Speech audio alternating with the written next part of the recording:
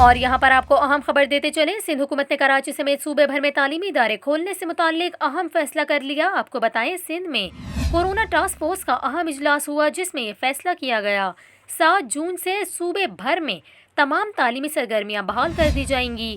آپ کو بتائیں، وزیر تعلیم سندھ سعید غنی نے کہا 9ویں جماعت سے یونیورسٹی تک کل سے تدریسی عمل شروع ہوگا، جبکہ پرائمری اور سیکنڈری کلاسز دوسرے مرحلے میں شروع ہوں گی۔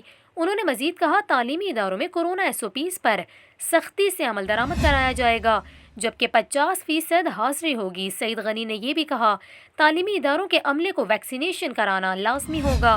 دوسری جانب آپ کو بتائیں، وفاقی سرکاری تعلیمی اداروں کے طلبہ کو ریلیف دے دیا گیا۔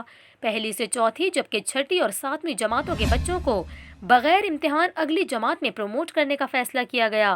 وزیر تعلیم کے حکام کے مطابق بچوں کو گزشتہ سال کے نتائج کی بنیاد پر پروموٹ کیا جائے گا، جبکہ 5ویں اور 8ویں کے امتحانات لیے جائیں گے۔